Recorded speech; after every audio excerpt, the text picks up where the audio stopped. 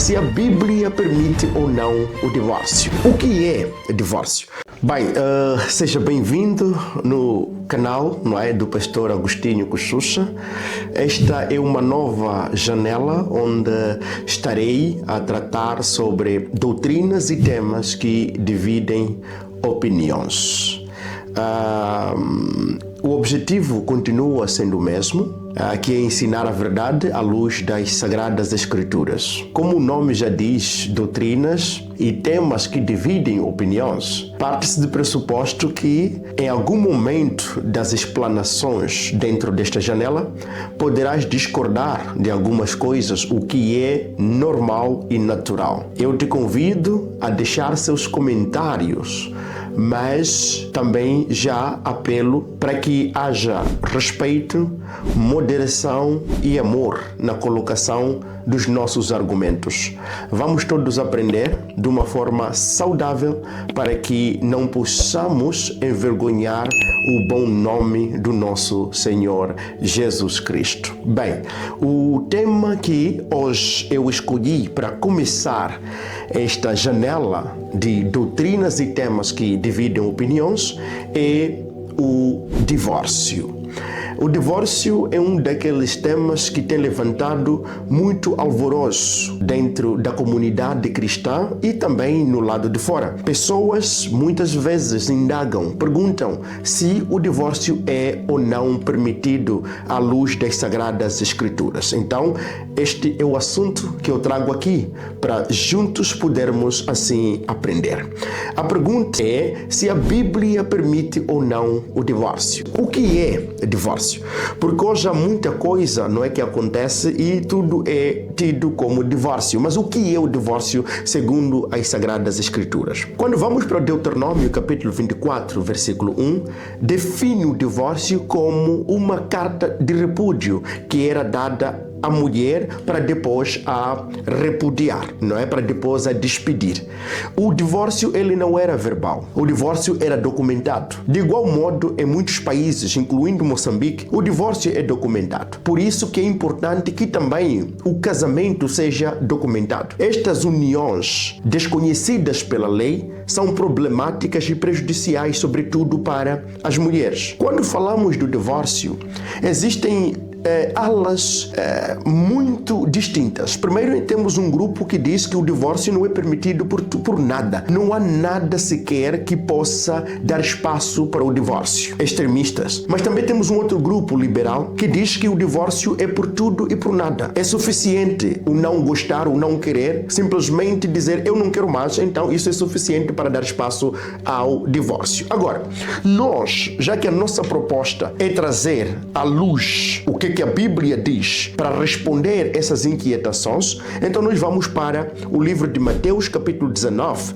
do versículo 1 a 9, mas por conta do nosso tempo, nós vamos ler só o versículo 9. Jesus responde aqui aos fariseus e ele diz: eu vos digo, porém, que qualquer que repudiar sua mulher, não sendo por causa de fornicação, aqui a minha versão diz fornicação, a outra versão que eu tenho aqui diz prostituição, mas no original a ideia aqui é porneia. A palavra que aparece aqui é porneia, imoralidade sexual, e casar com outra comete adultério, e o que casar com a repudiada também comete adultério. Então, voltamos a fazer a nossa pergunta. É permitido o divórcio nas Sagradas Escrituras? A resposta é sim. E eu vou trazer aqui duas hipóteses onde o divórcio é permitido. A primeira hipótese já encontramos aqui no livro de Mateus, capítulo 19, no versículo 9. Nessa passagem, o contexto é são os fariseus, indo ao encontro do Senhor Jesus Cristo para poder indagá-lo a respeito do divórcio. Eles chegam para o Senhor Jesus e perguntam: Senhor, pode ou é lícito ao homem repudiar a sua mulher por qualquer motivo? Jesus diz que não é assim que as coisas funcionam. O que os criou macho e fêmea os tornou uma só carne. Então não pode de modo nenhum o homem repudiar a sua mulher por qualquer motivo, porque o que ajuntou Deus, o homem não pode separar. Só que os fariseus, eles aparecem para o Senhor Jesus Cristo chamando Moisés para dentro da conversa. Como que o Senhor diz que o divórcio não é permitido, mas Moisés, ele permitia que cartas fossem lavradas para poder despedir as mulheres? Jesus diz que isso Moisés só fez por causa da dureza do vosso coração. Mas no princípio não foi assim. A ideia por detrás do matrimônio não é a separação, não é o divórcio, porque o casamento, ele é uma unidade, o matrimônio é perpétuo. A ideia na criação, a ideia do casamento não é de modo nenhum para o divórcio. No princípio não foi assim. Agora, Jesus, ele no versículo 9 diz: agora eu, sendo um novo legislador, eu vos trago uma lei mais clara, porque vocês divorciam as vossas mulheres por qualquer motivo. Mas eu então vos digo que qualquer que repudiar sua mulher, não sendo, veja aqui a cláusula, não sendo por causa de fornicação.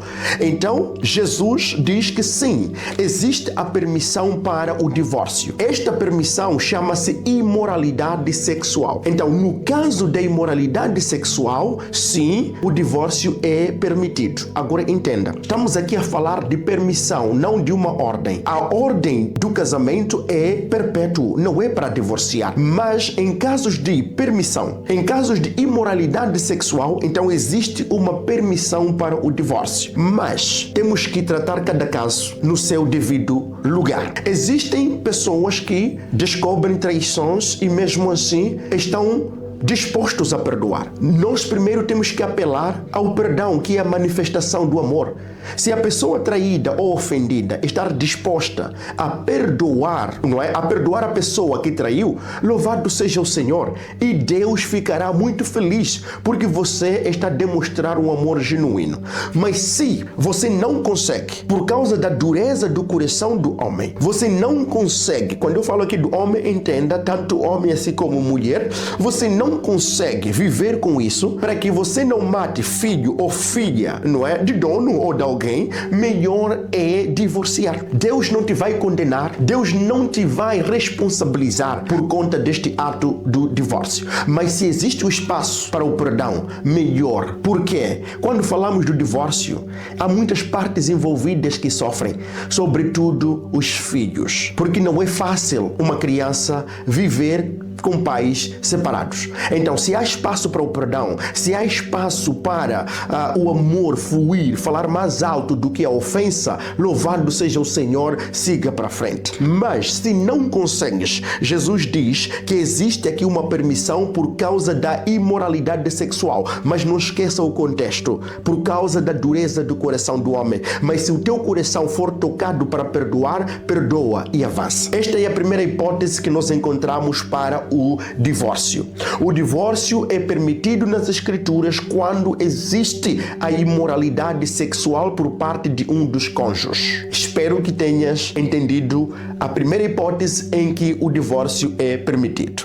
Mas também existe a segunda hipótese. Será que já sabes qual é? Então não desistas, continue comigo para que possas descobrir qual é a segunda hipótese para ou que permite o divórcio no casamento. A segunda hipótese para o divórcio nas Sagradas Escrituras encontramos em 1 Coríntios capítulo 7, versículo 15, onde o apóstolo Paulo diz: mas se o descrente se apartar, aparte-se, porque neste caso o irmão ou a irmã não está sujeito à servidão, mas Deus chamou-nos para a paz. Este é o segundo caso em que o divórcio é permitido nas Escrituras, quando o cônjuge descrente decide abandonar, deixa o relacionamento, vai-se embora. Então, neste caso, o crente ou a crente que ficar está livre da lei do matrimônio. Não pode se submeter à servidão.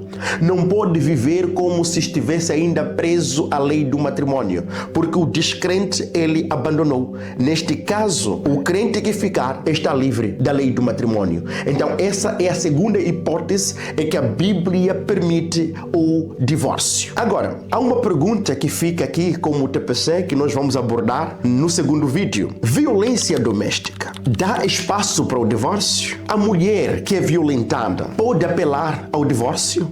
Pode seguir o caminho do divórcio? É suficiente a violência doméstica para o divórcio?